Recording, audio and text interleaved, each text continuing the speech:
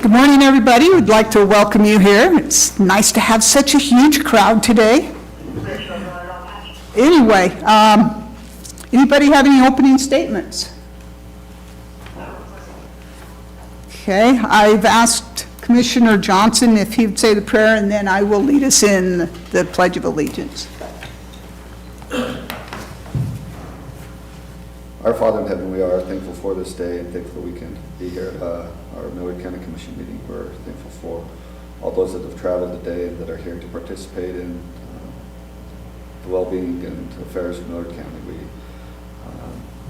are grateful for the moisture that we're receiving that benefits our county greatly. We ask that will continue to bless us with that moisture that we need, and again, grateful for it. We pray for thy Spirit to be with us to make correct decisions and receive correct information and make choices that will be blessing and benefit to all residents in the county. We say these things in the name of Jesus Christ. Amen. Amen. Thanks.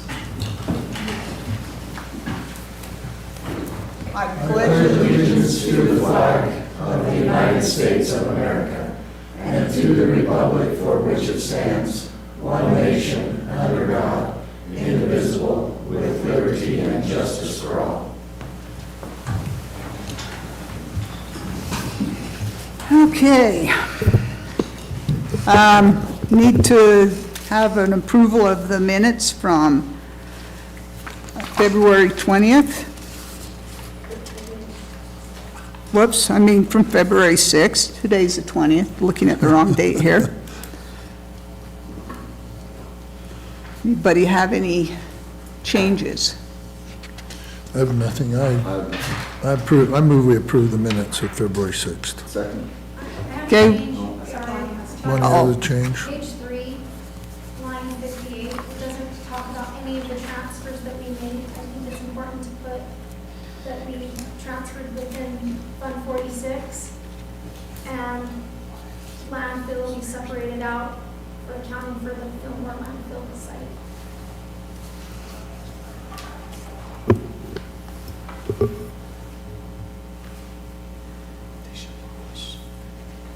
Sorry, you guys are quick. Oh, you're good.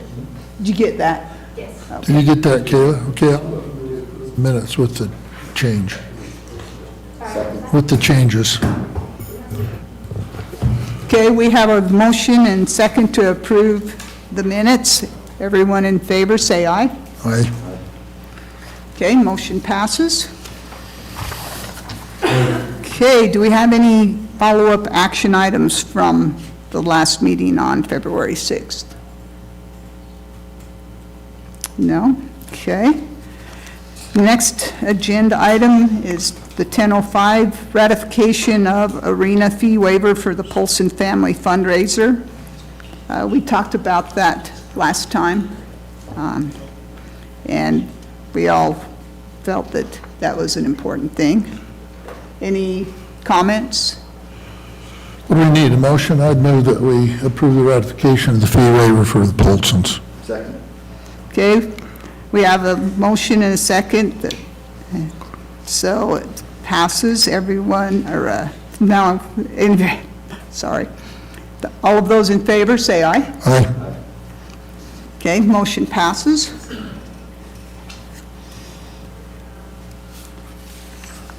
Okay, next item, opening of RFPs for the dental services at the jail. Auditor Smith, yes. There are no RFPs received for the dental services. Okay, so do we just leave this open? Yeah, Sheriff, maybe somebody might want to keep, so what are you doing? Obviously, they need the service, I guess. Give a suggestion here. We've tried this a couple times, haven't done anybody. I don't know if you have any solutions. Maybe help us out. It's If you're seeing some real. yeah, it's a case by case. If we really need someone, we have to reach out. The state has some connections relative to our state inmates, but I'd ask that we extend and we'll move forward with some legal review to see what our latitude is to reach out more assertively for recruitment and educating our local folks entice them more than just the RFP out there. I don't know what the legal boundaries would be, but we've got to adjust something in order to get some services there in case. Maybe we need some other carrots or something besides just, is what you're saying, some other incentives, I guess, for them to Well, participate. I think, yes, I can agree with that, Commissioner, but more so some direct dialogue with our local dentists, more so than just saying, here's an opportunity, you all propose against each other. Just have a more direct dialogue with them, that this is an absolute need in the county. We can work with legal on that. Well, I would suggest we just keep it open and work with the sheriff and maybe try to, like he says, get some dialogue with, see if we can get some participation or something, because we don't have a solution right now. We need more Yeah, discussion. and they may not, the local dentist may not be aware of. Yeah, maybe our HR person, Jacob, could help us Oh, on yeah, this. that's a good and idea. maybe make some contacts. Maybe it's just going and physically sitting down with a few of them and getting some of their suggestions, which we probably haven't done. Well, we've been very cautious about the process and any biases or prejudices that would be interpreted, so, but I think we've got to explore bumping that line stronger because we're not getting anything, so. We can talk to our attorney and maybe what we can do and what we can't do and just get a plan. Okay, I'm good, just, Okay, I guess we will leave that open and see if we can encourage some dentists to help us out there. Okay, discussion and possible approval of IGP waivers. I have two IGP waivers. One of them is for soccer and volleyball, and the other one's for volleyball. These are for $40 each, which would be a total of $80. I would move their approval. Second. There's two activities on the one. It's 40 and, okay, one is for two activities, which would be soccer and volleyball. Okay. So there's, is that what that plus 50 is on there? So it'd be 40 plus 50, which would be 90, and 40, which would be 130. The other one is just for volleyball. Okay, I would move the approval. Second. okay. Okay, we have a motion and a second to approve the IGP waivers. All of those in favor, say aye. Aye. Okay, motion passes. Did you just focus on the signature? And then one of you two. I thought you had one for me. We're just in a hurry this morning, I guess. I didn't, this is my copy. Bill can sign those. Sign mine. You can sign Can I those. sign yours? Those aren't for the chairperson. And then one of you two to get to Anthony. Yeah, and she'll be here later this afternoon as well, but, And I can give it to her. yeah. But I'll take them too, just in case, if you want. Okay, we're good. Okay, next agenda item, discussion and possible appointment of interim treasurer. There was a special meeting held that the Republican Party did, and they had nominations and voting, and anyway, we now have an interim treasurer, and Christina Camp is the one that was selected, and so we need to appoint her as interim treasurer. Do we have any further discussion on that? I make a motion, we approve Christina Camp as our interim treasurer. Or appointment. Approval of resolution 24-02-20. Oh, I need to go to the next line. Yeah, Let me you need- read that whole thing out. I'm in too big a No, hurry. that's something different. They're Okay. separate. Okay, discussion and possible approval of Resolution 24-02-20, a resolution of the board, I think you're still. What? I think you're on the first line under 1010. That's a totally different one. Yes. That resolution's not part of it. It's something different, it's just Oh. for authorization. So I'm just making a motion to appoint Christina, okay, I make a motion to appoint Christina Camp as interim treasurer. I second. okay, thank you. Okay, we have a motion and second to appoint interim treasurer Christina Camp. Christine? Oh, okay, sorry, Christine. As interim treasurer.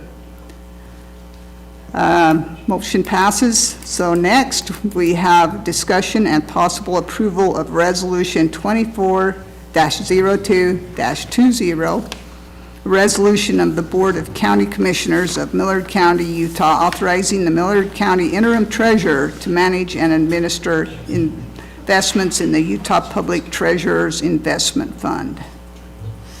This gives her the authority to make those decisions.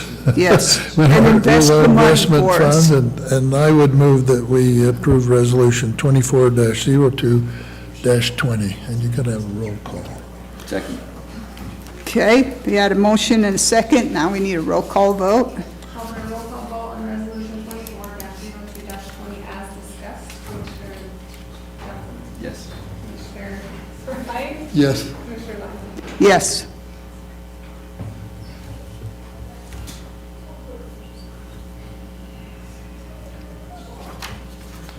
Sorry, kind of getting ahead of myself today. Okay, next, the 10:15 agenda item.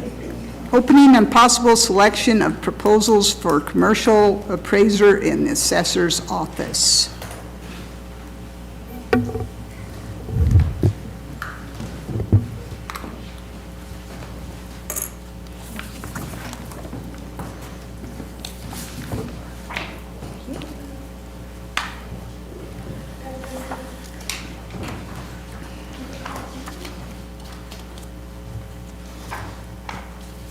How many did you get?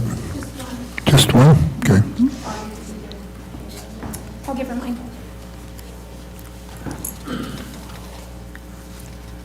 So this was submitted electronically in the time frame. Lixie Valuations responded to the RFP.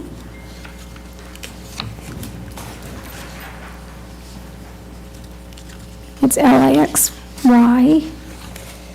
Let's see.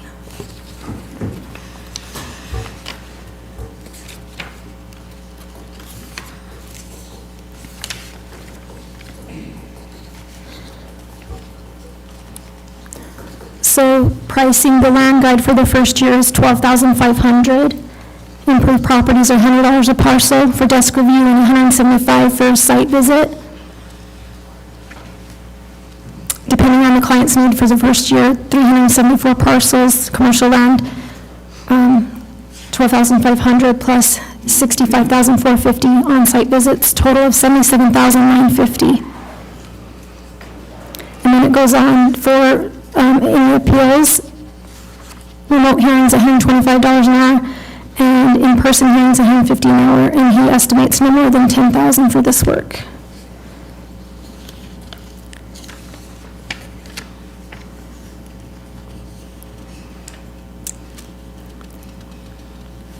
And did I already talk about the land? So guide? total for 2 years, 100,000? Depends on how many BOEs. He's estimating around 100,000 total, but it depends on whether or not they're doing site visits and what our office staff is doing. So he offers both options of whether or not they're going out on site and measuring it themselves, or if they're basing it off of our work and that. So just for the record, to be clear, because I didn't get that far, to update the land guidance for 2025 would be per hour charge not to exceed 2,500, and then a 2-year contract including pickup for new constructions, updates to guides both years, and 2 years worth of BOE would be around 100,000 total. So Laura, what was your vision of how we would use this contractor? Like the decision, are you planning on him taking your work and doing the appraisal, or are you planning on them having boots on the ground? I mean, With some of them, and it that's would be something. shared, or I know that's a hard question, so. So since this is the only one that has applied and their values do seem reasonable, I would like to approve them, but some of this I want to discuss with them in person, talk to them on the phone about some, because we do have some complex properties that it might be a good idea to have them come in boots on the ground and go out and measure it themselves. But we have some that are less complex that our county records might be good enough that we can just have them do desk valuations. So we need to, you're suggesting, which we need to move forward, give you the authority to do some negotiation and then maybe come back and report to us. So how have you identified those commercial properties versus, have you had them cut out different already? Or For the you- complex ones? Yeah, well, how are you drawing that squiggly line? That's something I want to discuss with them. Because it's a pretty wiggly line. Exactly, so that is something I would like to discuss with them before we determine how many of them we're going to have them boots on the ground Yeah. versus ours. It would also be good learning experience for my office to come out and see if we can actually participate in it and have them walk us through what they're looking at, what they're doing and things like that. That could, as you know, we've discussed, could be the difficult thing going forward. What's commercial, what isn't? Yes, Do we move them from here to here, so? Yes. Okay. It sounds like this is the direction the county's going in, but just as a reminder, if it is responsive, the commissioners can accept it contingent upon working out some of these terms that need to be further explored. They can accept the proposal contingent upon that. Are you comfortable with this bid then, this company? Have you had some experience with them in the past? I know that some of them, so if you look at page, I want to say 4, it actually does talk about who is on the team. So one of them's a former assessor. They are familiar with how our programming works. One of them's worked for the State Tax Commission. I do believe that they are qualified.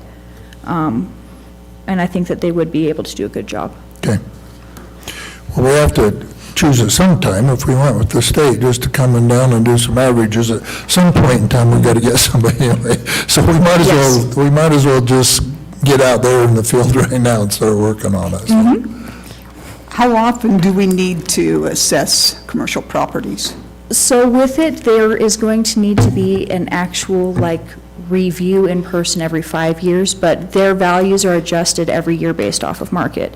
Also, we have new commercial properties come in every year. They mentioned that in there, that if a new commercial property comes in later this year, they'd be the ones who pick that up. They would go through that with us. So it is a continuing process, but there's one heavy review every 5 years to go over all of the details of it, and then each year we're adjusting it according to what things are selling for in our market.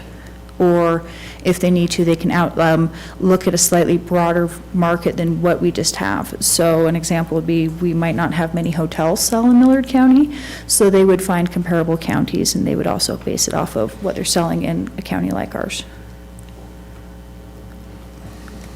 Well, I had a call last week from the state assessor's office, and they wanted to talk to me about how we handle BOEs. And anyway, I discussed that with him. And then I also was talking about commercial appraisals, and that it sure would be nice if the state would help us out and give us some money. Wouldn't it? And he said, well, that's something that we probably ought to look at, so.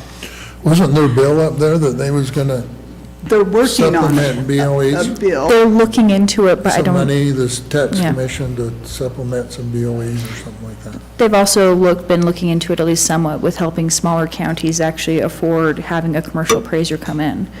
Because you do need to have them come in and pick up our new houses, look at the market each year and things like that. We're also working on, I'm actually working on getting some of my commercial licensing in place so that I can take over in the near future as I actually get my credentials. Great. Thank you. So, You ready to go on? Okay. So- Move. Do you suggest that we accept this contingent upon her working out some of the finer details, or should we table this for another time? If those are the two options you're exploring between, I don't think it's a bad idea to accept it contingent upon working out these terms that need to be further explored, because it seems like it's the only proposal that's been received. And if it's responsive and you can work out these details that we have right now, it's a good option to move forward. Especially with the time frame that we're looking at for the Yeah, we tax don't rate. have a lot of time, that's our problem, because we need to have this stuff in, what, 3 months? Yes. What do you think, Laura? So it looks like they're going to be it's going to be just more than 3 months. From what I'm reading on this, they will definitely get us started, but they're going to be helping us into the next tax year as well, and then ongoing with it. So if we don't have them in 3 or 4 months, it's not going to be valuable because we got to set our tax Well, rate. no, so they even straight up say that they will definitely be able to get the land guide completed for the 2024 tax year and then work with the factors. By what date do they have? It does not give me a specific day. And then they have full assessed valuations would be completed by November 2024 for the 25 tax year. So they will get us working in the right We're going to have to have some direction. information in 3 or 4 months. Yes, when we approve and they it. will have that for us. Because that's going to be one of your negotiations. Yes. If it comes in 6 months, it's not going to do us no good this year. No. So we're going to be doing this in 2 parts. We're going to be getting part of it fixed and then part of it moved into the correct direction and then get a full Yeah. valuation for next fall. So I'd go ahead and move that we accept the bid and give Laura the latitude to maybe fine-tune some of those recommendations, particularly at the date. And it's going to be important how they perform their kind of first blush and that we get it so it's usable to us, so. So you're just accepting the proposal? Accepting the contingent proposal. upon working out the terms and questions? Yes. Is that what I said? Yeah, exactly. Thanks for helping me. That's what I said. Okay, we have a motion and a second to accept the proposal and contingent upon the finer details getting worked out. All of those that are approved, say aye. Aye. Anyone disagree? Okay, it passes. I would just say, one of those important things is timeline, Yes, as you know. yes, Because it won't be useful if we don't meet the timeline. You know that. I do. Okay, next item. Okay, 1020, discussion and possible approval of interlocal agreement with Sevier County for maintenance of mountain roads near county line. I know we received emails explaining this to us from the county attorney, but I thought it would be nice to have Attorney Harris explain it a little more so people that didn't read the email know what we're talking about. Yeah, so when I talked to Attorney Munson about this, effectively there's just some areas between Millard and Sevier County that it's just not efficient for both counties to go and maintain. So Sevier's taking over some Millard County roads, and Millard County's taking over some Sevier County roads. But along with that, the respective county that's taking care of the roads is getting the Class B funds to take care of it. So on its face, Millard County is taking over about 12 miles, while Sevier County is taking over 2 miles, but Millard County will be getting the 12 miles of Class B funds. And it's my understanding that the road department is in favor of entering into this agreement. That's the background I have. Any further discussion? Well, yeah, I think this is good, because what's happening now, there are some roads that meander in and out, and I don't think we're doing it. Some of the other counties is blading a road and picking up their blade and passing over a mile of road and then putting down their blade again to blade the road. And I would, obviously, this is a good solution to eliminate that, so. And we're getting paid to do It's it, very helpful, so. yeah. So I would move that we accept approve the interlocal agreement with Sevier County. Okay, we have a motion and second to approve the interlocal agreement. All those in favor, say aye. Aye. If you re-sign that, Sign that right there, I just, I didn't look, Yep, I will. clear on the last button before the map, yeah, second last page right there.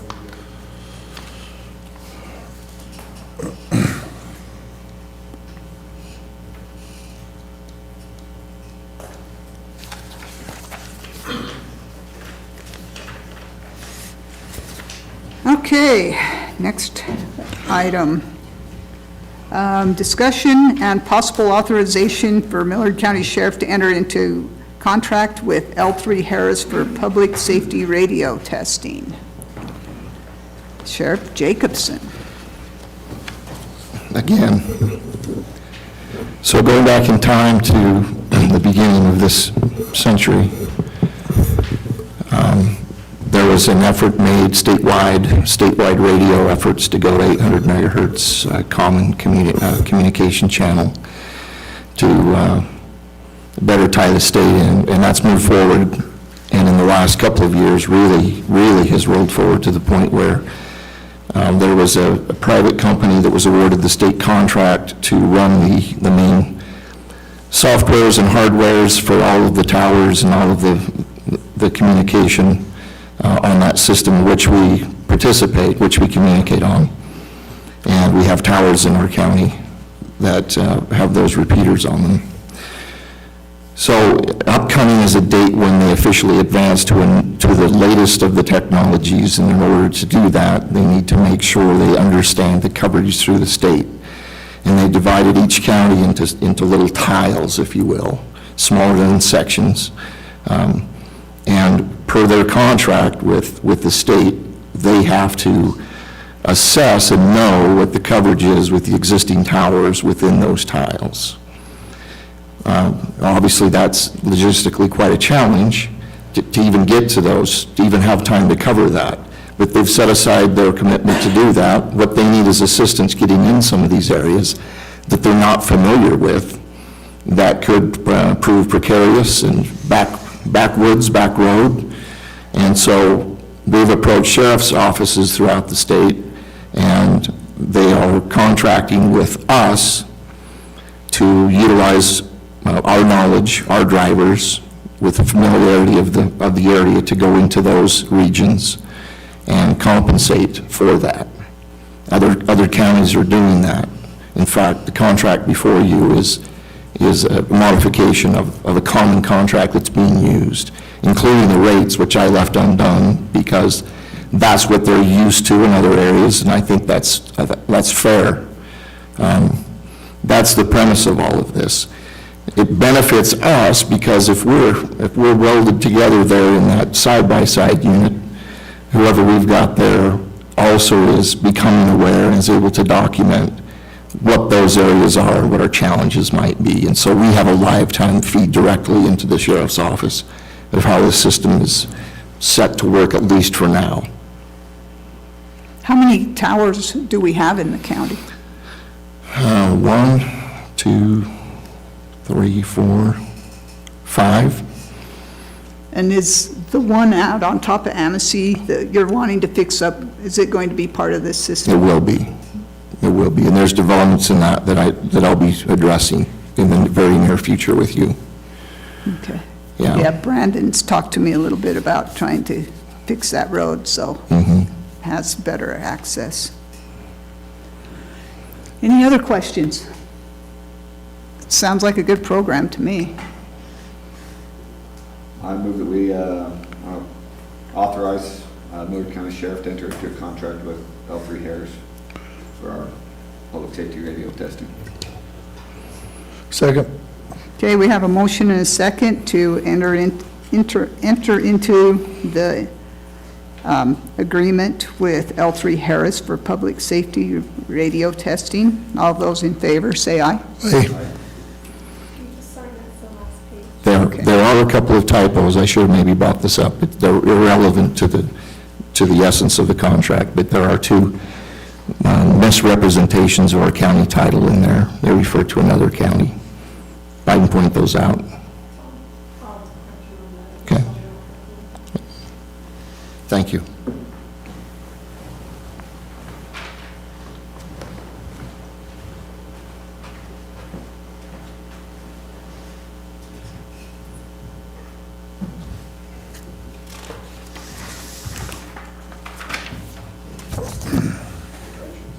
Thanks, Sheriff. Okay, next, the 1025 item, financial review. So I guess we need Auditor Smith and Treasurer Camp. Christine Camp.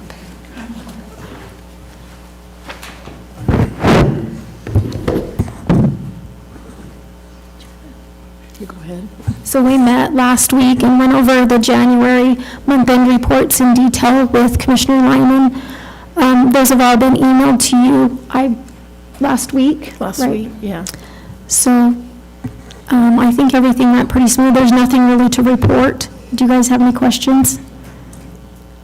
Everything looked good to me. Okay. Cool. Their numbers agreed, so it was good.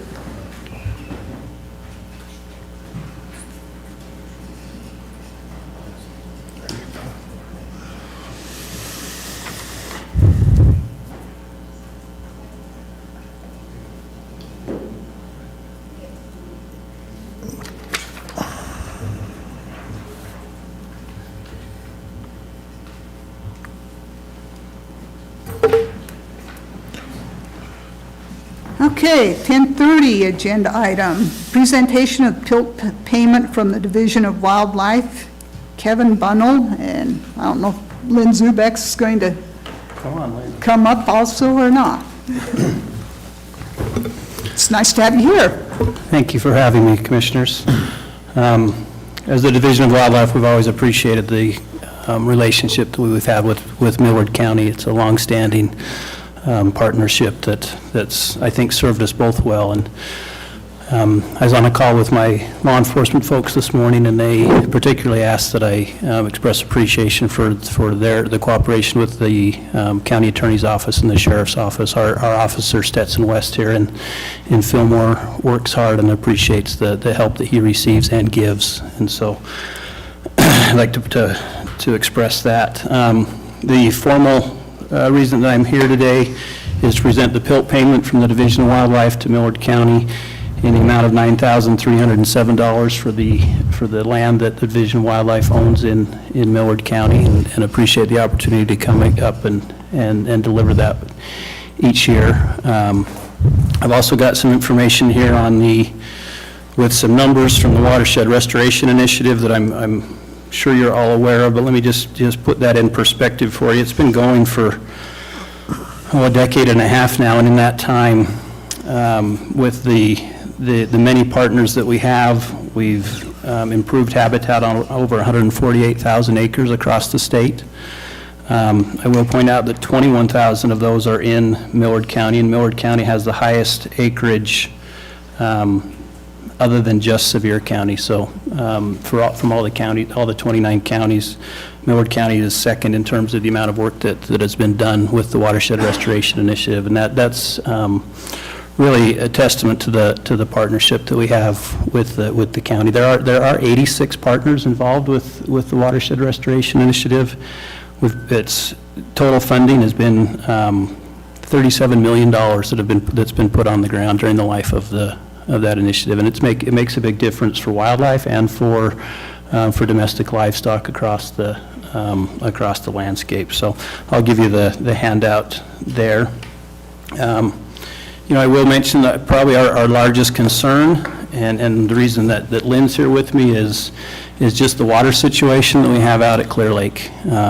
We've gone from thousands of acres of wetlands to tens of acres of wetlands out there, and we've gone through a significant drought over the last decade, and we're hoping that last year and this year turn that around, but it does continue to be a concern. Just it's hard to raise waterfowl without any water, and that's kind of where we're at right now. So with that, anything you'd like to add, Lynn?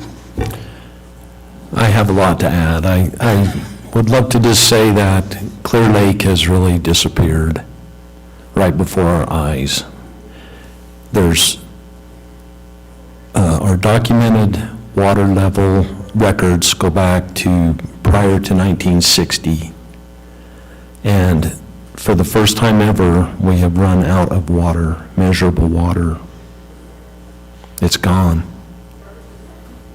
And unfortunately, I just really feel like there's a lot more water getting taken out than put in.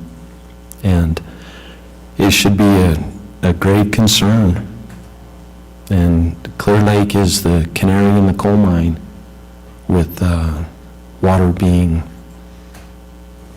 it doesn't come anymore. It's not there. You can't make it. It's just not coming. So maybe a hard question in the county, so I can ask other questions, so what are we supposed to do? But the other question I'll ask is, so what do you see that the county or residents of the county is doing that's harming that? I mean, is there any practices or anything other, obviously we need more rain, but, so can you identify something that, hey, this is really harming? I think I mean, some logical thing, obviously. I think we're waiting, as you are, UGS is conducting a groundwater survey, and we're interested to see what the results of that are, and we're looking forward to participating with Division of Water Rights on a groundwater management plan, and I'm sure we can come to some, well, let's get the information first, because I don't think we have it. So another question, we're not right there yet, but continually over the last 2 or 3 years, there's been projects thrown up of drilling in Beaver County to take that water to Iron County, and then obviously, where that's going to end up, it's going to end up in St. George. So there's a lot of pressure out there. Are you joining with us and helping with that? Wouldn't that be a real detriment to drill a hole out there and move the water to St. George? Or don't you see it as that? Obviously, would the state rather have it in St. George than Clear Lake is what I'm asking you? I would push that question to the Division of Water Rights rather than the Division of Wildlife Resources, because But you're going to have to be a voice in that. I mean, obviously, if we don't hear your voice, they're not going to care. We will be a voice for the water rights that we own and try to protect those for sure, and if that becomes part of that. Do you perceive that as being a detriment to water rights? I think it is, but what's your feeling? Is it a detriment to what you've explained, I guess? It seems like to me. Yeah, I really We're believe, fighting harder than we're fighting me. coming from the west side of the county, like, we have a water master that regulates our water, and he allows us to use the amount of water that we have purchased or we have rented. There's time, there's, the amount of water, it's regulated, it's watched. We don't get any free water whatsoever. And like when we're talking about our groundwater, it's such an unknown thing, where the switch is flipped, the water comes on, and there's no accountability, there's no metering of it that means anything. And I think we just have to get some understanding of how much water rights there are for this aquifer, and what is being used and what is being excessively used. And I think if we lived within our water rights and we could prove it, I think that's the first step. It really is. It's just knowing how much is going out versus how much is coming in. I'm just telling you that the water is gone. So explain to me, do you have a surface right that you actually run in there, or is all your rights just underground?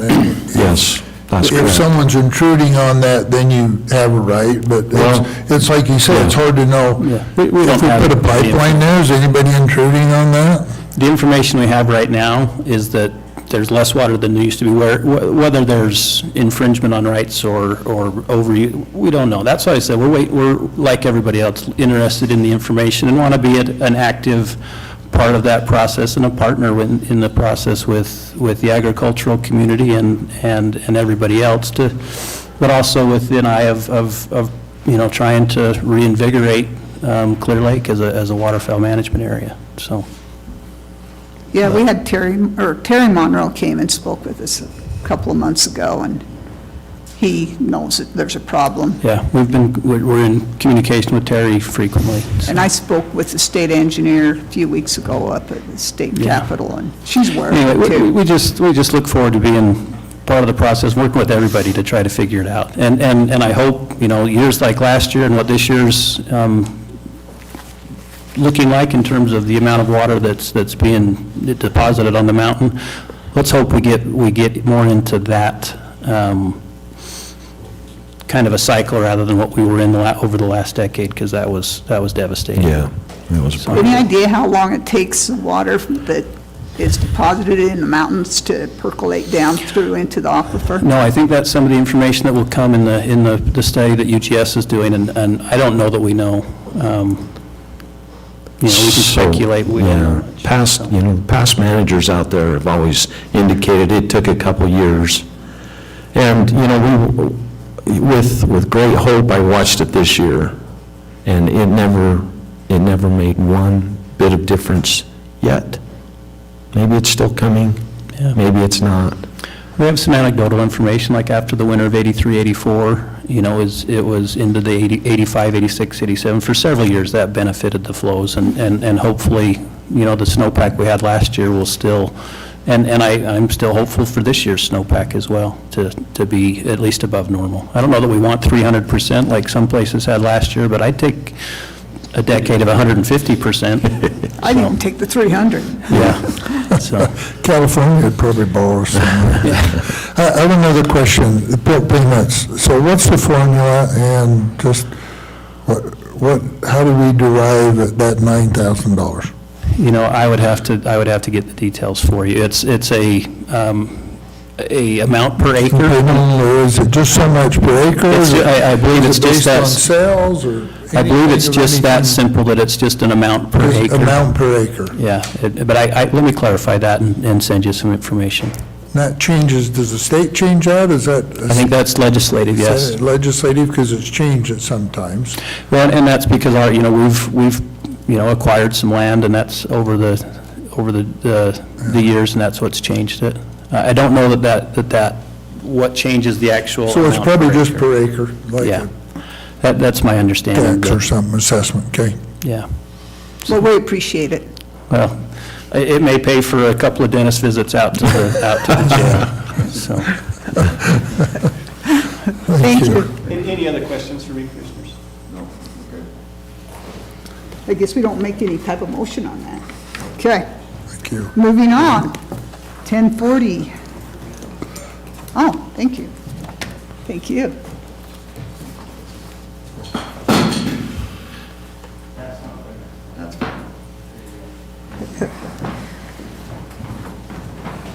All right, 1040, item, independent audit, Central Utah Counseling Center, CEO Nathan Straight and CFO Richard Anderson.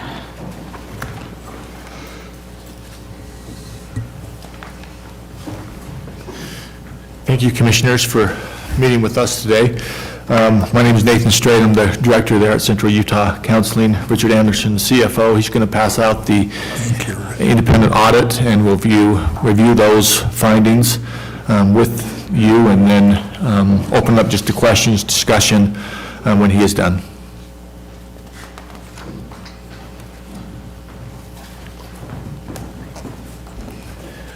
Thank you, Nathan. Commissioners, for this fiscal year that we're reporting on, we have 3 months of it from April, May, and June are part of a new interesting era that we're in. Medicaid in Utah changed their system, their complete electronic system for eligibility, and it has been a challenge. Commissioner Johnson has heard us talk about that. So the Department of Health put that off as long as they could, and they finally had to move, and then when they moved, it was coupled with another very difficult thing that we're dealing with, which is the unwinding of Medicaid eligibility due to the pandemic.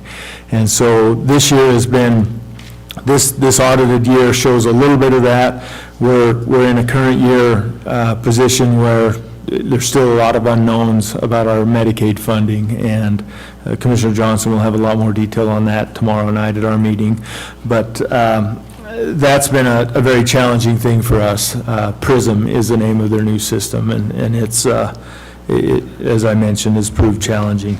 But if you'll turn with me to page 3, and that's PRISM with an M, not an N. Although sometimes it feels like it's more the prison, not the prism. Sorry, I couldn't help but add that little aside. Page 3 of our audit, the opinion statement from Kimball and Roberts, our auditing firm. The opinion, we have audited the financial statements of the business-type activities of Central Utah Counseling Center as of and for the year ended June 30th, 2023, and the related notes to the financial statements which collectively comprise Central Utah Counseling Center's basic financial statements as listed in the table of contents. In our opinion, the accompanying financial statements present fairly, in all material respects, the respective financial position of the business-type activities of Central Utah Counseling Center as of June 30th, 2023, and the respective changes in financial position and, where applicable, cash flows thereof for the year then ended, in accordance with the accounting principles generally accepted in the United States of America. So their opinion statement, the financial statements they reviewed, which all of our financial statements, they present fairly the financial position of the center. If you'll turn with me to page 43, some of the items that we skipped over are a lot of the details on some loans that we have through CIB. It has information on our state retirement set up with URS, and so that's what a lot of that stuff that we skipped through. But if you, on page 43, I'll draw your attention to the line county's contributions, the amount of $427,574. So that's the starting point of our funding. I say this basically every time I meet with the commission, just to remind all commissions and ourselves the importance of the county's contributions. That's the starting point of our funding. I believe Millard County's contribution of that 427 was around 81,000. So that starts our funding. We use those county dollars, and it's a state legal requirement that they match our state funds at a rate of 20%. You'll see that we received $3.4 million in state funds. That's the second line down. So not all of our state funds require a county match. We fight every chance we can to have new funding not require a match. MCOT is an example that we've been able to successfully lobby to not be included in the state match. So that's why that number is a little bit higher.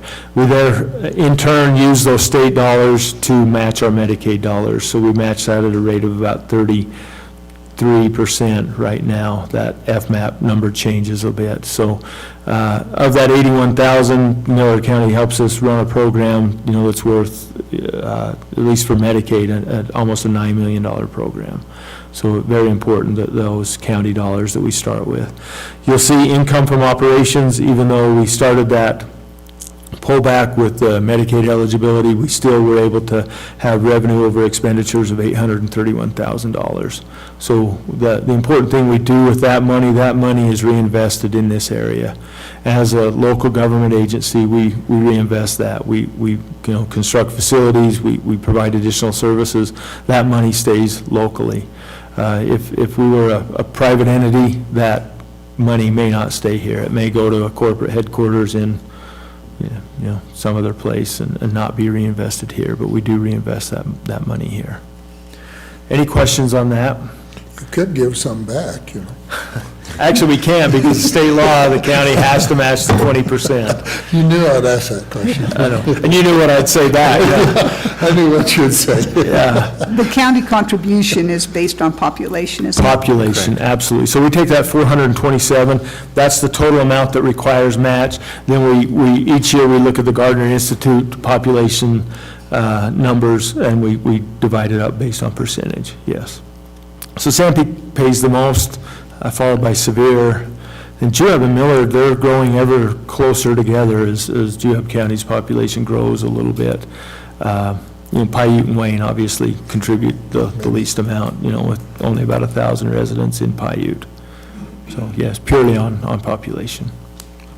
The last two things that I will say, and I know we're a little bit behind, I think Nate's going to forgo a little bit of what he was going to say, so I'll be quick with this. Page 59, the opinion on general state compliance requirements, and those requirements are the three items listed above. In our opinion, Central Utah Counseling Center complied in all material respects with the state compliance requirements referred to above for the year ended June 30th, 2023. So we complied with those three items. Other matters on page 60.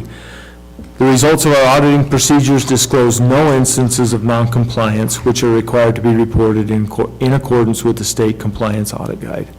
So in summary, 100% clean audit for us for fiscal year 2023.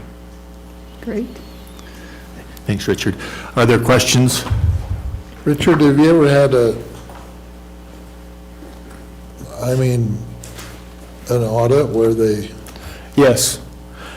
Since I've been the Every year. CFO, no. Fairwood, one of the things that we commonly were dinged on, if you will, or would have to be listed, is the deposit requirements. We have the small offices. Fillmore is a great example of that. We have one secretary here. We receive money, and there's a requirement that that money has to be deposited within, and I'm not going to know the exact time just frame. procedures, Yes. stuff like that? Yeah, so, and so we don't take it to the bank and get it deposited in time, so yes, we would see things like that regularly, simply because of the way we run things, and there was only one person there. Because that person can't receive the money and deposit it, there's some requirements there. So we have had items that show up on the audit of findings, if you will, but none since I've been there. I hope that continues, but. Yeah, you've done a good job. Thank you. I hope so, too. Okay, Other thank you. questions? Any other questions? Okay, I guess that's Okay, it. we'll give you back a few minutes then. Thank you. Thank you. See you tomorrow. Do we need to make a motion to accept the audit, or are we good? Okay. Moving on, next item, 1050 item, discussion and possible approval of accepting a higher bid for a compressor, maintenance supervisor Clint Penny and Bill Lister. Thanks for coming. Thanks for having us. So, maintenance is needing a new 185 CFM pull-behind compressor.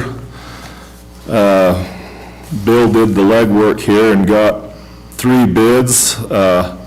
One from Kate in the amount of $26,694.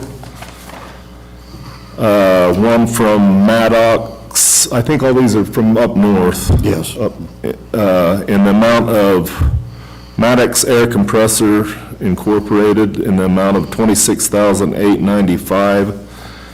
And then Vermeer Mountain West in the amount of $27,200. What was the first one again? And so, The first one was 26,694. so of course we want the best one. Bill will have to fill you in on, and the, So the Vermeer, it'll actually put out more CFM, and actually, Which one, Bill? the Vermeer. Is that the last one you give us, or the second? Yeah, that's- yeah, that's the highest one on it. I didn't get the names, I got them out. Yep. So it puts out more CFM and also carries a higher working pressure. Where we blow the lines out to the golf course, there's miles of lines out there, so the higher pressure helps us pop up the valves. The one we got now barely pops them up. I just hate to see we get one that's inadequate to do that. The other thing with the Vermeer is its ease of operation. We don't use as much pressure when we go to like the cemeteries, but all the others are manual adjust. This one is all on digital. So if we take it out there, it's user-friendly. We could actually let them borrow it versus sending somebody out there to manually adjust it for them. So just off those 2 things, that's the reason we'd like to go with that one. We're looking at about $504 difference between the 3. There's not a lot of difference, but No. yeah. get the one that's more useful. Do these come with a warranty? Yes, they do. I'm not sure exactly what it is, but they all come with some warranty. What's the brand of the first 2? I know that the buyers or the businesses, what is it? So the one we want is actually an Atlas Copco. The other ones is an LG, that's the one that Maddox is selling. And then the last one's a Doosan, D-O-O-S-A-N. Those Atlas, pretty good name brand. Yes, they've been around for quite a while.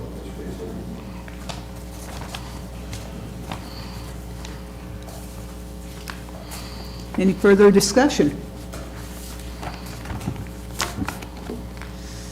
Guess we need a I'm fine motion. if we go with the Yeah, I- higher dollar one, if they feel like it's gonna be better for some of the projects that they're working on. It's not a lot of difference, I'll second, it's not a lot of difference, and get one that's more usable for you. Okay, I move that we approve the purchase from from Vermeer for $27,200, the Atlas compressor.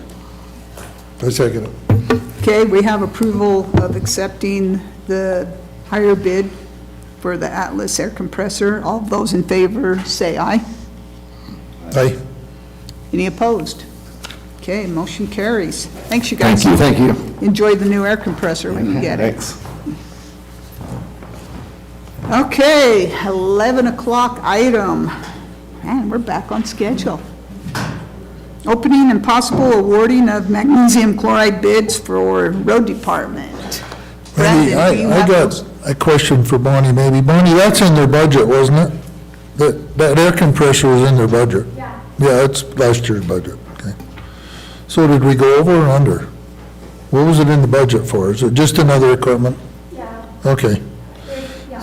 You wouldn't have a price for it, okay, that's Oh, fine. yeah. I just Yes, Bonnie, I guess you're the one think that got It's in the their bids. budget, yeah. Brandon can come and vouch Oh. for him. Here's a copy.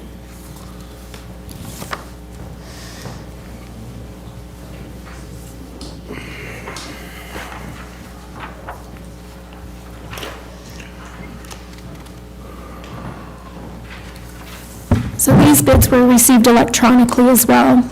Two bids, one from Envirotech, and it's, looks like 105 per ton. You know, I think you got some there too.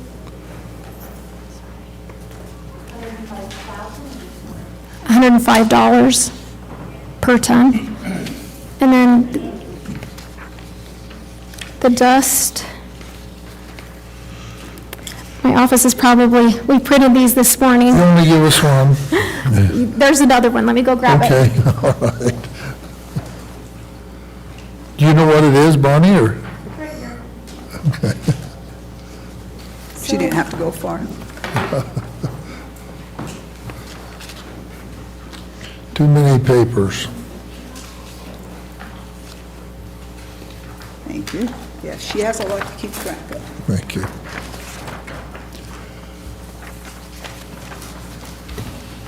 So I'm gonna take this.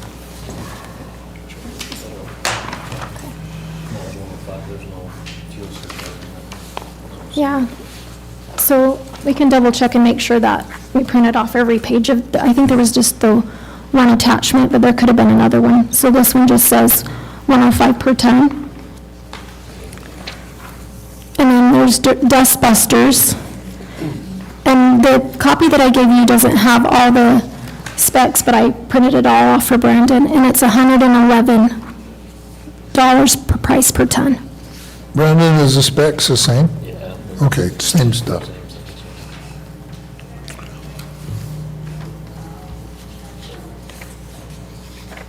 The same.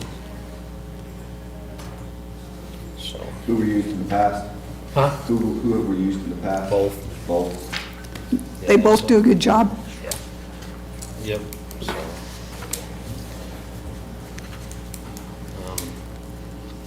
I'd use a cheaper one, they're both good. They both fulfill what they've had in the past, so. You can speak into the mic. How's that? Is that better? Or is it even You on? gotta get close. How about now? Yeah, that's good, I can All hear right, you. so let's use, I would use Envirotech, so. They're cheaper, they've fulfilled it in the past, they had it 2 years ago. Dustbusters had it last year, so we had no trouble with either one of them in the past, Okay. as far as getting the quantities we need. I'd move we accept the bid from the Envirotech of $105. Second. Okay, we have a motion and a second to accept the bid from Envirotech. Everyone, all those in favor, say aye. Aye. Any opposed? Okay, motion carries.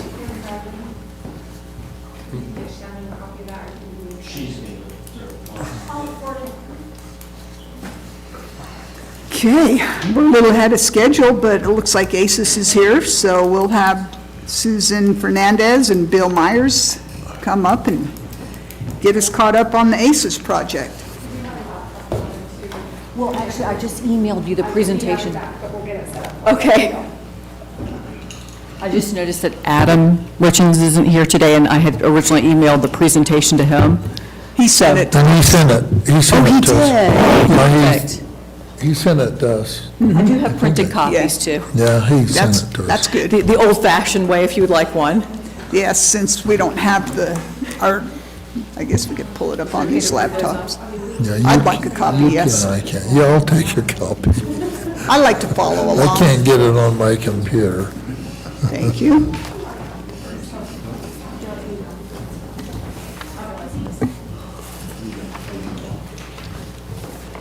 And thanks for coming. It's nice having you guys in the county. Thank you. Thank you for having us. So again, I'm Susan Fernandez from ACES Delta and also Chevron. And this is my colleague, Bill Myers. Bill, did you want to introduce yourself? Yeah, Bill Myers. I've been involved with the ACES project since 2020, helping get it developed, and I've been working on getting it executed out there since then. So previously with Mitsubishi, now with Chevron, but they're all ACES Delta, so same job. So I would like to just say they emailed us a copy just barely of this presentation for us to put on the TV for the public, but it's interesting to Sure. get it up there, so. We can certainly wait. Well, from the road, it looks like things are moving right along. Yes. Yeah, we'll give you an update on all of that here in just a minute. Pretty exciting progress happening Great. as we're moving towards 2025.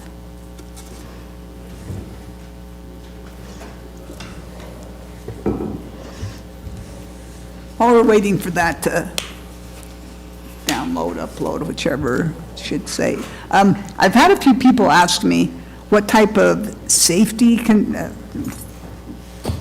procedures you guys have to make sure that we don't have these caverns exploding.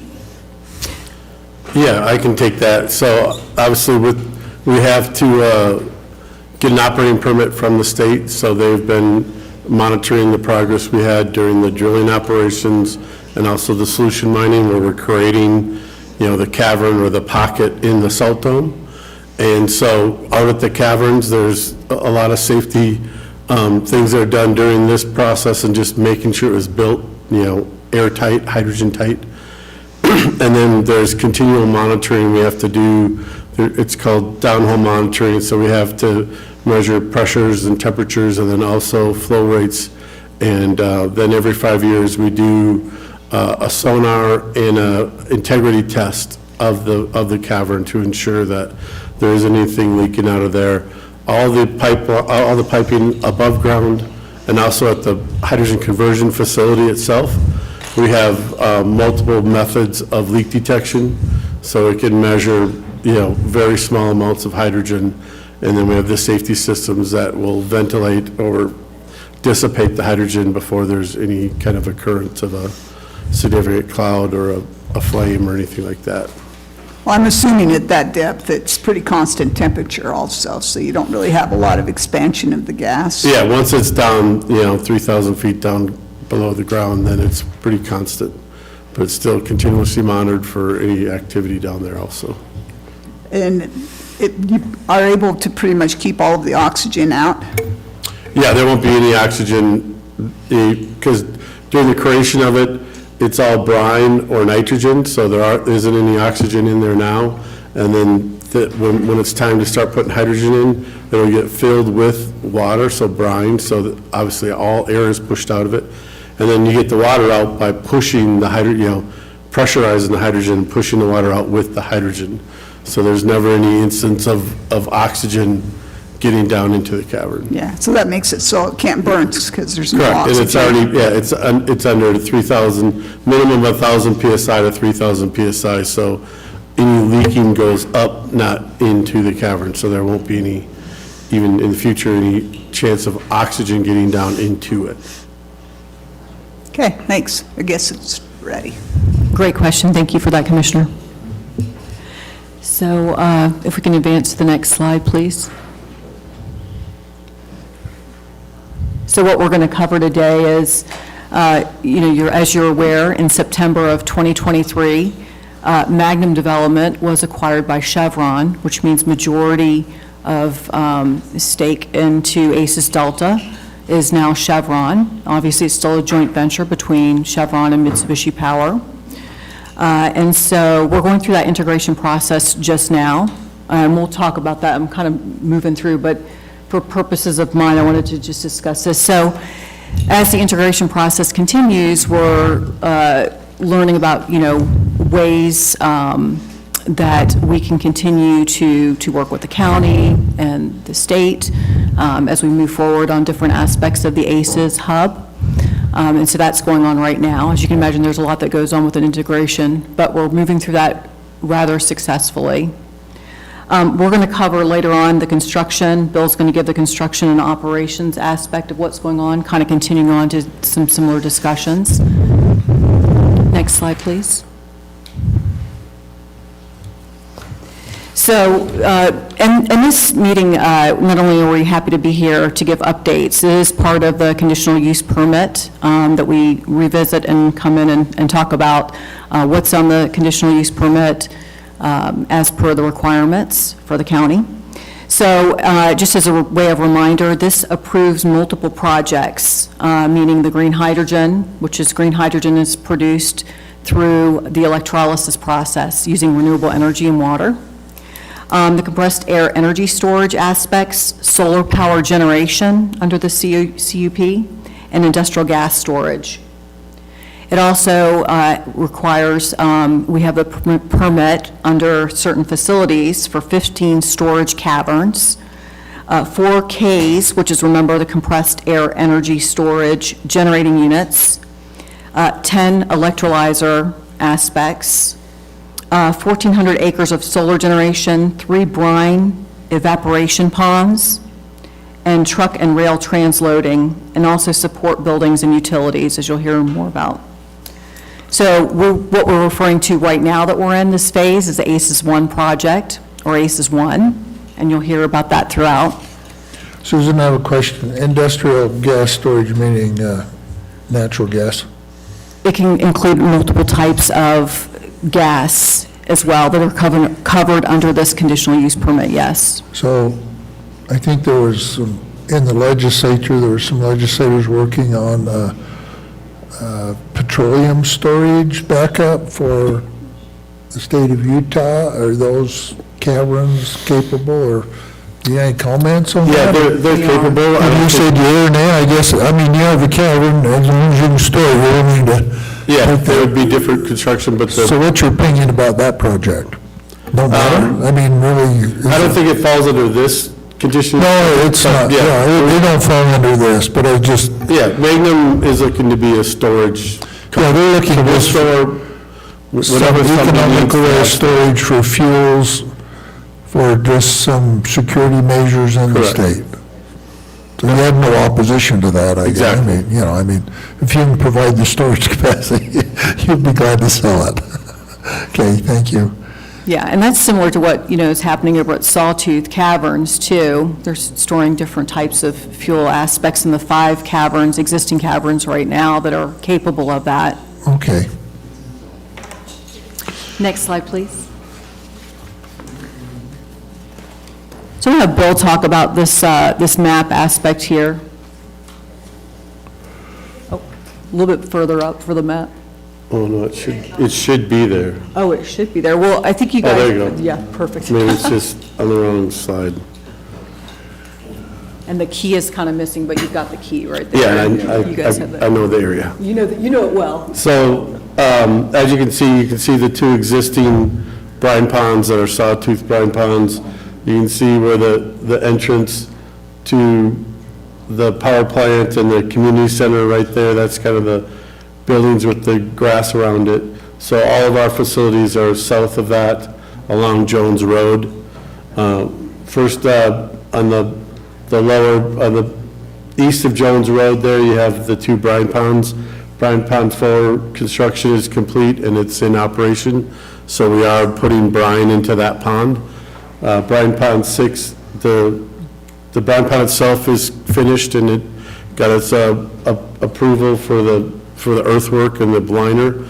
We're just finishing up with the interconnecting piping and power, so that there's power to the systems up there. So by later this spring, that'll be operational too. And we don't need to use both at the same time, but we're going to put some brine, obviously, into Bryan Pond 6 just to keep the liner where it's at and just to get it started and make sure it works, and then we have the ability to go to either of the two brine ponds. Do you recirculate that? Is there a point where it gets so contaminated or so much salt that you can't, it's not effective, or? No, it's strictly, they're evaporation ponds, so the current So you design. don't reuse it? No, just we don't. evaporate. Aren't you going to take some of the brine and refine the salts and?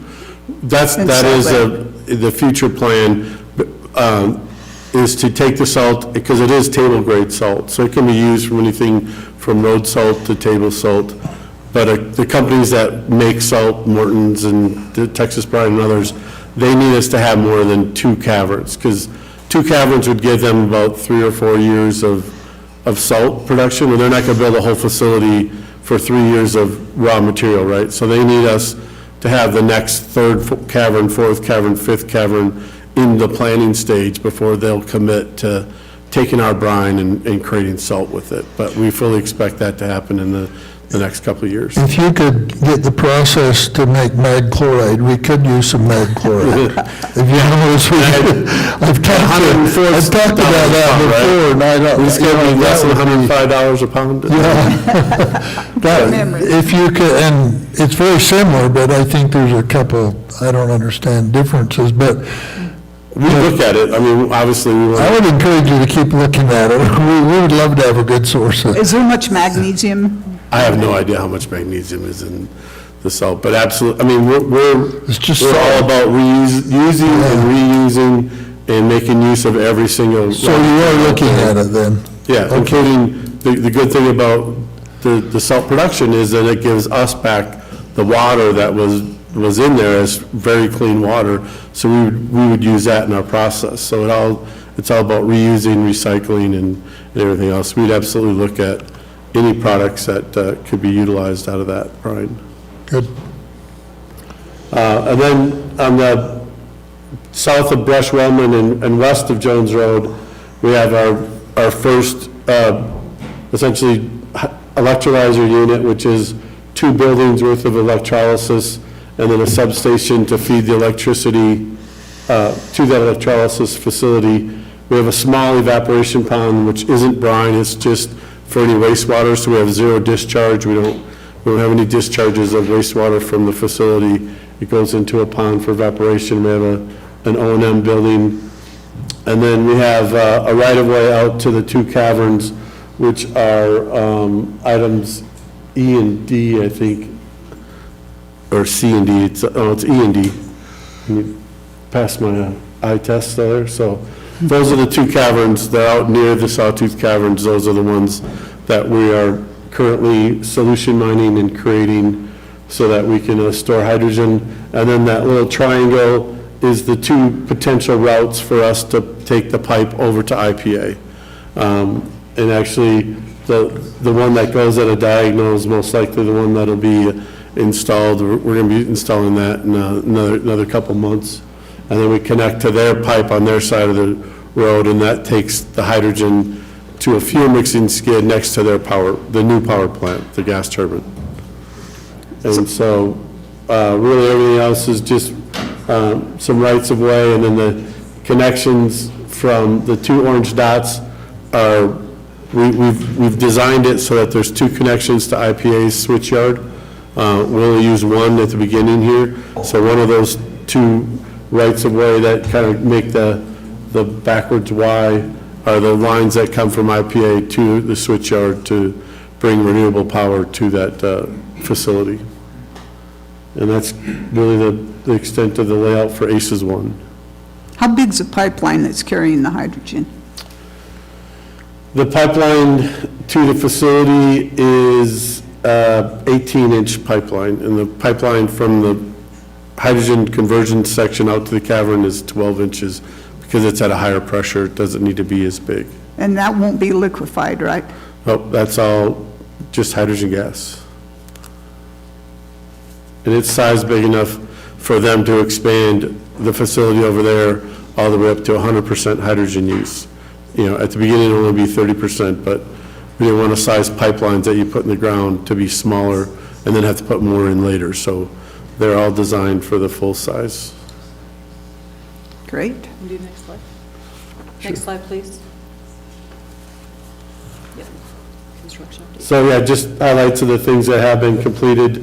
So again, the drilling of the 2 hydrogen caverns has been completed. So we're in the process of solution mining those right now. The brine ponds, the earthwork and the liner have been completed. You know, there's just some interconnecting work there. And then the water and brine and power system. So solution mining takes, you know, a lot of power and water to dissolve the salt. How much time on average would it take to mine a cavern? A roughly 10-to-1 ratio for the volume we're creating for the water we need to use. I'm not sure, so that's over a 2.5, 3-year period, roughly 40 million barrels of water. Okay, how much time? Well, that takes, yeah, it takes 24 months. Okay. And that's all water rights that IPA, the project set up that IPA provides the water and electricity for us to do this service for them. So that's all included in their water rights. Okay. So the prohibition is how much water you can use at a time to get it done then, is what sets the time. Yeah, and there's some. Yeah, just okay, I understand, okay. Limitations for how fast you can pump Limitations how water. fast you can do it. And it is about, you know, the water needs to be down there to dissolve salt, so. Yeah. If you go too fast, it's not taking any salt out, so you're not doing really any benefit to going faster. The facilities that are in progress, the solution mining, like we mentioned, is ongoing. The first cavern will be at its intermediate size of 3 million barrels this summer. We'll be utilizing it probably in the fall timeframe. We'll be putting hydrogen into that first cavern. The second cavern will be at a larger size of 4.5 million barrels in next year, and then we've come back and finished the first cavern to a 4.5 million barrel size in 2026. And the reason for that is they want to have the hydrogen available across the street sooner than we could get one of the caverns done. So that's the current plan, is to kind of stop part way, use it for a while, and then switch back and forth. The hydrogen facility, all of the major equipment, the electrolysis equipment is here in Utah, is at the site. It's being installed.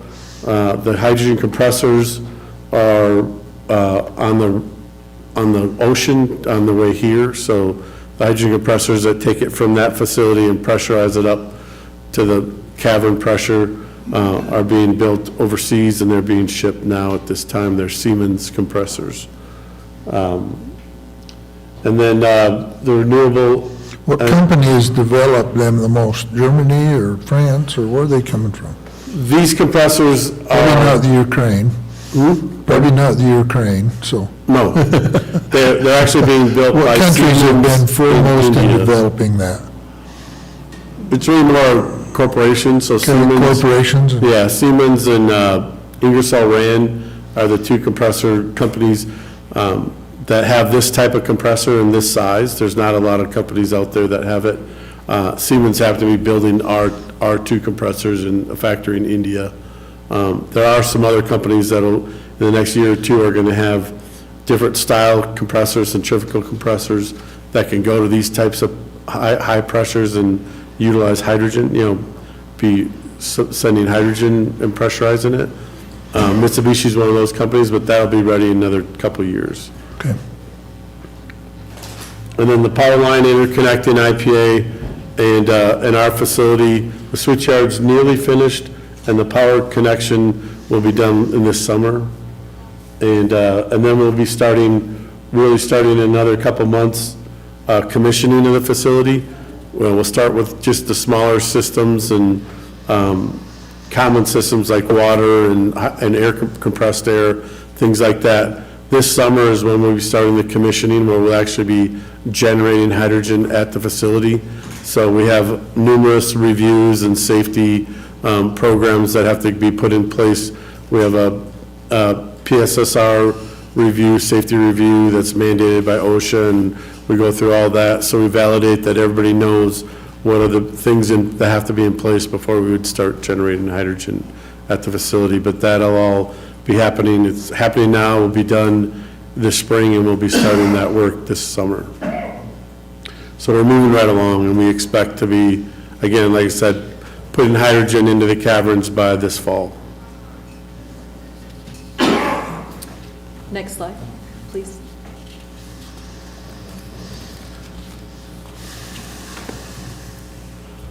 This one yours or mine? Yours.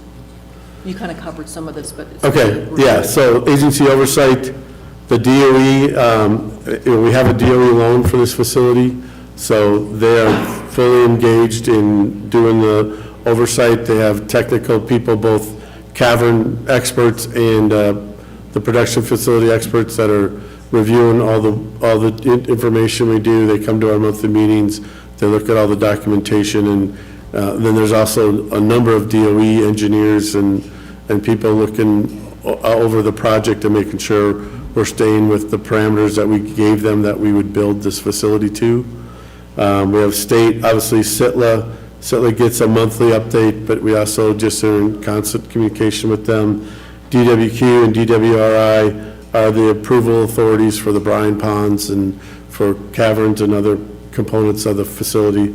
So we have a lot of the agencies having jurisdiction informed and keep them up to date with all the information. The facility commissioning, as I mentioned, it's going to start now, actually in the spring of 2024, but we expect to be completed by the fall of 24, and then be converting over to producing hydrogen and then moving it to the storage caverns. And we expect to be ready for IPP. They want to have hydrogen right now sometime in 2025, and we're in sync with the timeline so that we'll be able to start deliver them the hydrogen they need in 2025. The pre-commission activities, as I mentioned, environmental health and safety program, and then we have OSHA pre-operational safety reviews, and those. We have Chevron team actually in this week doing the operational readiness review and a commissioning readiness review.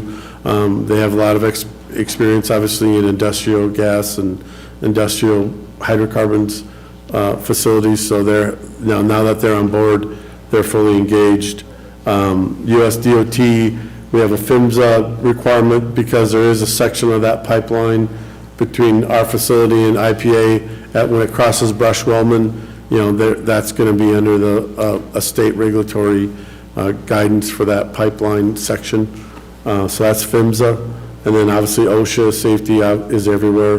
The environmental EPA risk management plans have been part of this project since we first started it. We had to do the, environmental hazard assessments. We had to do all of our stormwater and other planning and permitting, and those have been in place since we started doing the construction. We'll just roll right into operations with our environmental plans. And then safety and emergency agency consultation. With where we're at, it's not just talking to the local, Delta Fire Department or police or anything, but we're already incorporating IPP because they've done a lot of their own. They have a fire brigade, they have some other things on site, just because of the amount of time it takes to get there, that we're working jointly so that we can both have a joint kind of action force for first response, and then we get essentially a second response from the first responders, county and city first responders.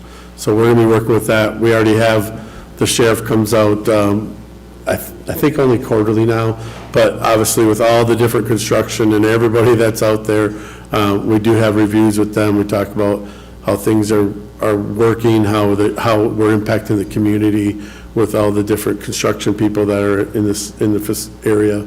And then we'll do training, obviously, and some drills for hazard response once we get to imminent to having hydrogen in the facility.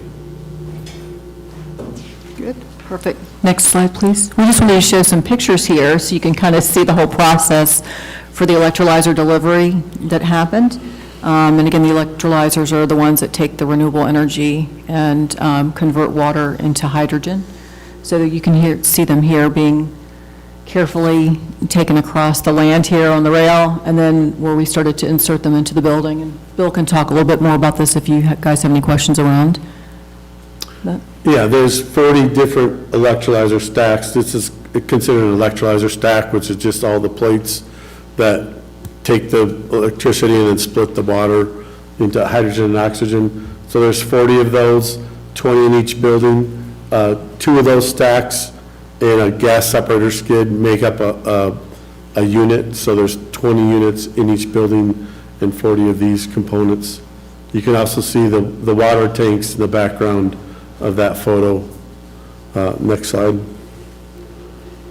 So are these electrolyzers pretty much ready to start working after you plumb them? Yep. Electrolyzer stacks like this, they're just dumb. There's no moving parts. They're just pieces of metal and then membranes and then more metal, and then they're just connected, held together with compression, and then you fill it with water and then you put the electricity to them. So Don't you have to use a catalyst in these? there's an electrolyte. So there's no catalyst in these kind of electrolysis units. That'd be like a PEM, but there is a membrane that allows you, once the hydrogen and oxygen is split, you have membranes that let the hydrogen go through but not the oxygen, and so that's how you keep them separated. That's one of the bigger risks of electrolysis, is if they recombine in that pressure vessel, then they can have an explosion or a fire or something, so they would react and combine again. So you need to keep them separated once you've split them, and that's what the membrane does for each of those. And then you have 2 separate pipes to pipe the hydrogen and the oxygen out, keep them separated from there on. Once it's split, you have to keep them separated. Mm-hmm. And then I guess, I think it might be on the next slide, there's a picture of the main transformer that we have as it got delivered to site. And I think that might be the last of the pictures. So how'd you get that delivered without having to go under overpasses? They had to plan the route very carefully, and so they go around, they don't go under the overpasses. It is not really a heavy load, but a permitted load, so they have to coordinate with, escorts, police escorts, the entire route. I believe that piece of equipment came in to Houston. The electrolyzers that you saw came in actually to San Diego and then came on rail, but they're much shorter. This was easily the tallest and largest load that we brought to site. So I guess you'll have construction continually on the salt caverns. That'll probably, or is there a point where you think you'll have enough, or you'll have some continuing? Yeah, I mean. Okay. I mean, that's going to be ongoing forever. Right, yeah, I mean. For as long as me and you's here, anyway. Hopefully long after I'm gone too. Yeah, okay. Because there's room for 75 to 100 caverns in that salt dome. Yeah. So it's going to take decades to The question I have is, besides construction, which we agree that's going to go on forever, so if you wasn't doing any construction and it was stopped at a certain point, how many employees would it take to run your part of the operation to deliver the hydrogen? So this first phase, it takes between 20 and 25 individuals to operate. That's craft labor and, Just technicians watching what's going on and everything. Yep. So how many employees do you have out there now? So we've now hired, NACE is the company is the third-party operator, and they've hired their plant manager, their operation and maintenance manager, their admin. They're right now interviewing for operators and control room operators, field operators, INC technicians. They've got a number that have applied from over across the road, so we are getting good interest from, almost all of it is local, and we expect to have, pretty much all those positions filled with local talent. How many, what will the number of that be? How many? Well, like I said, between 20 and 25. Okay. So I think it's 11 operators, 4 INC techs, and you got, operations manager. Plus you always have construction crews out there. Plus we'll include construction, and then also, we do expect this to be, ACES 1 is just the first. I fully expect this to be the smallest of the facilities that we build. The next one should probably be twice as big, otherwise you're not, getting your economy of scale on some of your other major equipment. Yeah, it has potential to grow and go on for a long time. Yes, and both, like you said, a continuous construction effort that will need labor and other operations. Yeah. Yeah, and one of the things I meant to put on the presentation here was NAES, as Bill mentioned, it's NAES.com. That's where the job postings are right now. And there are some up there right now, as Bill mentioned, operations, control room, instrumentation, control, electrical. So it's NAES.com. They're a company that's skilled in understanding the industry and what skill set is needed to hire for these positions.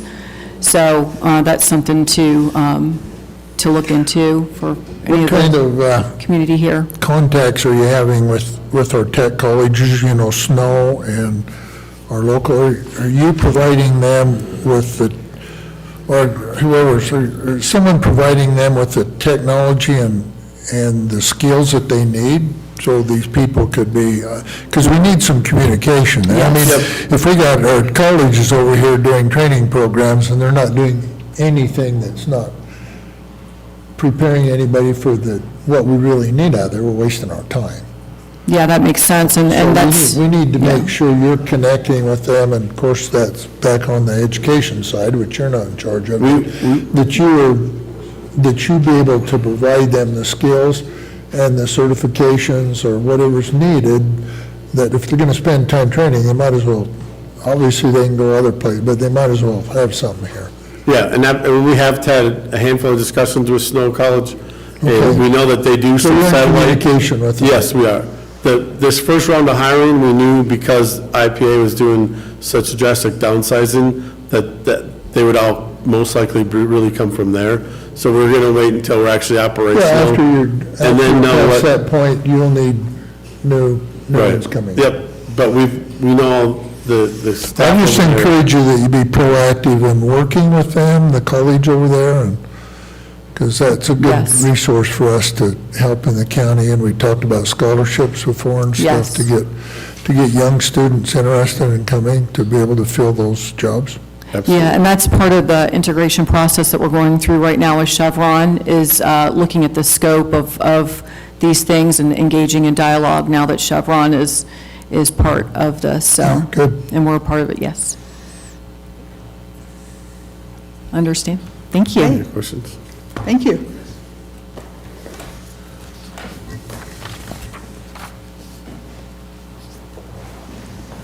Okay, 11:35. Item, public input. Do we have any public input today? Okay, don't see any. 11:40, other business. Okay, you're with them. Discussion and possible appointments to various county boards. Okay, the first one mentioned there is interviews and possible appointment of META board members. We are going to table that. We're checking into that a little bit more. So next is the appointment of drainage districts 1 through 4. Okay, So I'm just going to tell you, it hit me during the middle of this meeting that those can't be appointed, but you can still discuss them. But they have to be done through resolution, so I talked to. Oh, okay. Attorney Harris and So we can't do these? we can't make them Okay. give their names. So we'll do that on, We brought that in as well. okay. We'll put that on the next agenda. But Marquis was really good and handed us all, I'm sure you got all these, just, look, I got, the boards are responsible for, I probably got 10 or 12 pages here, which you guys got too, and Marquis gone through and put a line through, or highlighted those that have expired, and Kayla, somebody did that. Their term has expired, right? We need to look at what we're doing and maybe, I probably got 25 names on here that's expired or supposed to be reappointed. I have no phone numbers, I don't know any of them, and about half these haven't even functioned for several years. So I would just suggest we take a deeper dive in some of this. So if you remember, we presented those last January, which we do every January. Yeah. And Attorney Finlinson said he was going to look into those to see what boards are still required and what ones we can. Yeah, I'm just suggesting we need a deeper dive, and some of these we can eliminate. And when we receive appointments that we need a little more information on who to contact, if you look at the bylaws, they're all different. Some of them have to be advertised, some of them have terms, some of them have no terms, you can keep the same people, and that, to me, becomes confusing. And we just need a better pattern, so if we're gonna do them, we need to do them right. They all got different bylaws. Some of them you can appoint forever, some of them have terms on them, and some of them, I called a couple of these that's been on there there's an Ag Protection Board, and nobody can ever remember why or when it was even done. And so we need to check with the state and make sure what all these are. So we resent those out this January with a reminder of what Attorney Finlinson had expressed that he would do. So hopefully he's still. So Pat's working on them, but Pat's busy. So that's my only comment. Okay. So if we got to get a resolution, we've got 4 people on, I've contacted all of them, they're willing to continue to serve. They'll be reappointed, but if we have to, see, some of them wing appointment, some of them resolution, this is what's really confusing. But if we got to do them we'll just do them next time. Okay, sounds good. All right, next, possible approval of applications for settlement or deferral of delinquent property tax. Any of those? Okay. Discussion by each commissioner, county attorney, elected official, and secretary. Anybody have anything? I want to say something, just an FYI, this March 5th is a Democratic ballot for the presidential primary election. The Republicans chose to go through their caucus. That is also held at your local precincts on March 5th. So the only Democratic voters will receive a ballot, others can request them. Okay. I So know. going through the caucuses saves the county, didn't save us anything. I guess it saves us the ballot, Okay. the cost of that, but we're still running the full election All for. right, but we just don't have to do the ballots, okay? Jim said it's more of a strategy so that they can get the person nominated that they want. Wasn't as expected, but because we have a Democratic ballot, we still have to hold an election, so it should still get us Costa County, how much? more than you want to spend. Okay. All right, that's the question I'm answering. Thanks for the answer. Thank you. I did have some people talk to me that like to use the swimming pool on the west side a lot, and they said it's so cold. They were wondering if there's any way we could afford to heat it a little bit more, raise the temperature. Any discussion on that? I don't know. I'm going to have to ask somebody else. I have no idea what it would cost to do it, or if we can, I guess. It's like, I would think that some utility bills just go higher. That's all.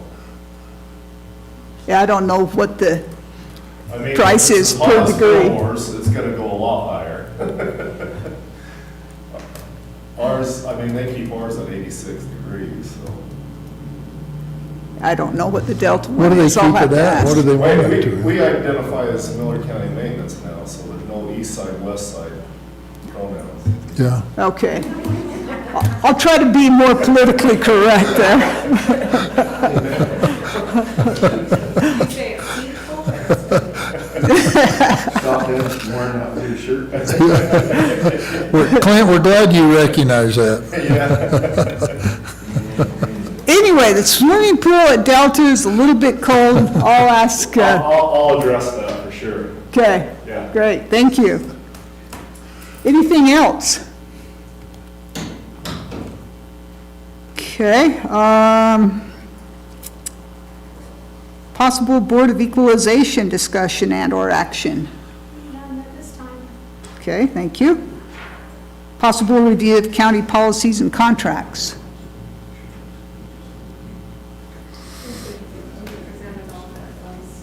Already, okay. Already taken care of those. Possible closed meeting. Okay, not today. So, anybody have anything else? Okay, I say we adjourn this meeting and have a great, wonderful day. And thanks for coming. Okay, I thought I saw Jacob somewhere. I guess we have a work meeting, don't we? Yeah.